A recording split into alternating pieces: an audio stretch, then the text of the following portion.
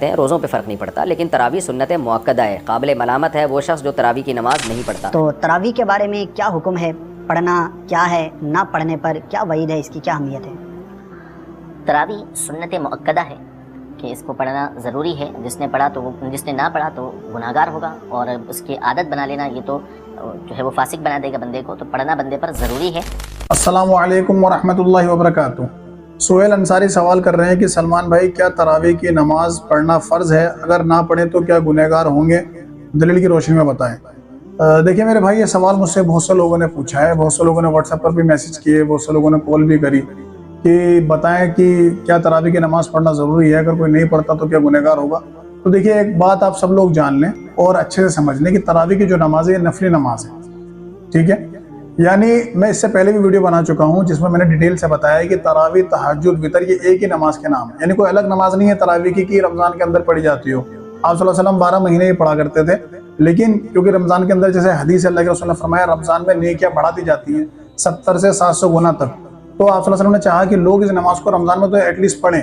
इसी वजह से आप सल्लल्लाहु अलैहि वसल्लम ने पूरे रमज़ान क़याम नहीं किया बाहर आकर, लेकिन 23वीं रात को आप बाहर निकले रमज़ान की और आपने आकर मस्जिद के अंदर ये नमाज पढ़ी। साहबा ने आपको देखा और आपके साथ नमाज में शामिल हो गए। इसी तरीके से आपने फिर 25वीं रात को, फिर 27वीं रात को ये नमाज पढ़ी और 29वीं रात को आप बाहर नहीं निकले, क्योंकि आपने कहा कि लोगों, मुझे डर हुआ कहीं तुम पर ये नमाज फ़र्ज ना हो जाए, लिहाजा अपने घर में जाके नमाज पढ़ो, ठीक है। जैसे हदीस में आता है कि अल्लाह के रसूल ने फरमाया कि रमज़ान के बाद सबसे अफजल रोज़े मुहर्रम के हैं और फ़र्ज नमाज के बाद सबसे अफजल नमाज जो है वो तहज्जुद की है। तो यहाँ भी अल्लाह के रसूल ने यही बात फरमाई कि लोगों, इंसान की सबसे बेहतर नमाज फ़र्ज के बाद वो है जो वो अपने घर में पढ़े, ठीक है। यानी घर में जाके नमाज पढ़ो, तहज्जुद की नमाज। तो ये तहज्जुद की ही नमाज है, तो ये नफली नमाज है। कोई अगर जानबूझकर भी नहीं पढ़ता तो कोई गुनाह नहीं है। और अगर कोई ये कहता है कि नहीं तहज्जुद अलग है, तरावी अलग है, तो भाई उस पर भी मैं दलील दे देता हूँ। खुद सुनन नसाई के अंदर रिवायतें मौजूद हैं, अम्मा आयशा से भी, हज़रत अबू हुरैरा से भी। वो फरमाते हैं कि अल्लाह के रसूल सल्लल्लाहु अलैहि वसल्लम रमज़ान की रातों में लोगों को क़याम करने की तरगीब दिलाया करते थे, अलबत्ता उसे फ़र्ज करार नहीं देते थे। यानी वो कहते थे कि लोगों नमाज पढ़ो, रात का क़याम करो, सलातुल लैल, क़यामुल लैल, तहज्जुद, या बाद में जो मुहद्दिसीन के दौर में तरावी उसका नाम रख दिया गया कि ये नमाज पढ़ लो, क्योंकि रमज़ान के अंदर बहुत नेकियां बढ़ जाती हैं, इसका सवाब है, ठीक है। इस महीने कुरान नाजिल हुआ, इस महीने आखिरी अशर में शब कदर है, तो ये नमाज पढ़ने की तरगीब दिया करते थे कि लोगों पढ़ लिया करो, लेकिन उसे फ़र्ज करार नहीं देते थे, ठीक है। तो मालूम पड़ा कि जो चीज़ फ़र्ज नहीं है वो नफिल है, ठीक है। अब रहा मसला, मौलवी से सुन्नत मुअक्कदा बताते हैं कि भाई ज़रूर पढ़ा करो, अगर मुस्तकिल कोई छोड़ेगा तो गुनहगार होगा। लेकिन तरावी सुन्नत मुअक्कदा है, काबिल मलामत है वो शख्स जो तरावी की नमाज नहीं पढ़ता। तरावी सुन्नत मुअक्कदा है कि इसको पढ़ना ज़रूरी है। जिसने पढ़ा तो वो, जिसने ना पढ़ा तो गुनाहगार होगा, और उसकी आदत बना लेना ये तो जो है वो फासिक बना देगा बंदे को। तो पढ़ना बंदे पर ज़रूरी है। तो ये भी उनकी 2 नंबरी है, क्योंकि हदीस के अंदर आपको 2 ही टर्म मिलेंगी, एक फ़र्ज और एक नफिल, ठीक है।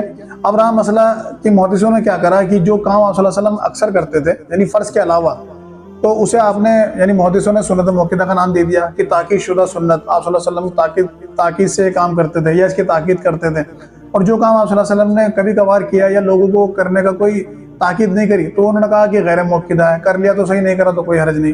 तो मेरे भाई, फिर हम ये सवाल करते हैं कि आप सल्लल्लाहु अलैहि वसल्लम पीर और जुमरात का रोज़ा हमेशा रखते थे, ठीक है, हदीसें मौजूद हैं। इसी तरह आप सल्लल्लाहु अलैहि वसल्लम चांद की 13, 14, 15 का रोज़ा हमेशा रखते थे, ठीक है।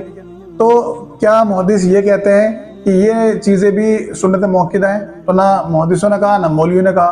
तो ये दो तरह के उसूल कैसे होगा? अगर नमाज और आप सल्लल्लाहु अलैहि वसल्लम कसरत से पढ़ रहे हैं, उसे आप कह रहे हैं सुन्नत मुअक्कदा है, तो रोज़े भी तो आप सल्लल्लाहु अलैहि वसल्लम कसरत से रख रहे हैं, उसे फिर नफली क्यों कह रहे हैं? तो ये सारा बनाया हुआ खेल है मौलवियों का। असल में फ़र्ज और नवाफिल ही 2 चीज़ें हैं, जो आप सल्लल्लाहु अलैहि वसल्लम पर फ़र्ज थी वो हम पर भी फ़र्ज थी, ठीक है। और जो चीज़ें आप सल्लल्लाहु अलैहि वसल्लम के लिए नफिल थी, जब आप सल्लल्लाहु अलैहि वसल्लम उस पर अमल करते थे तो वो हमारे लिए सुन्नत बन जाती थी, क्योंकि अल्लाह के रसूल की पैरवी में जो भी काम हम करेंगे वो सुन्नत होगा, ठीक है।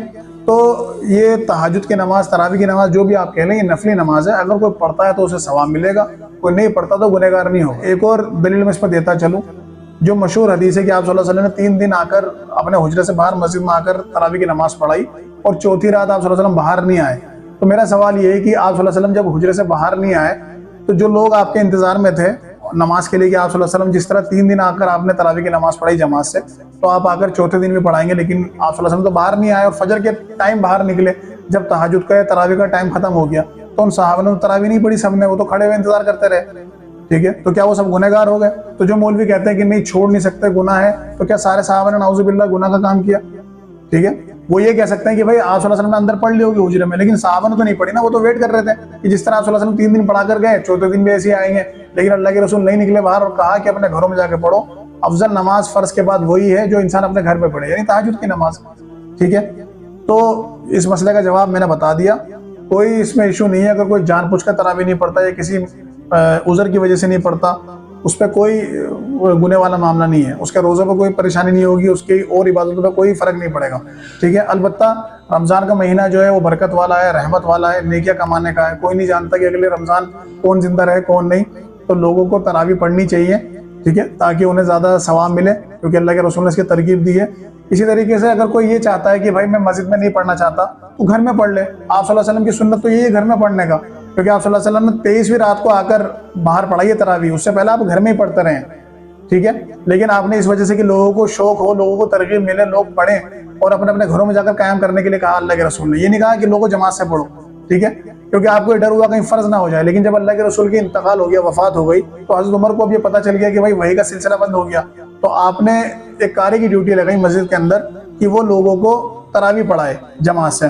ठीक है, क्योंकि आपको पता था ये लोग जमात से भी पढ़ेंगे ना हर रमज़ान, तो इन पर फ़र्ज वाला कोई इशू नहीं है, जिसे पढ़नी होगी पढ़ेगा, जिसे नहीं पढ़नी होगी नहीं पढ़ेगा।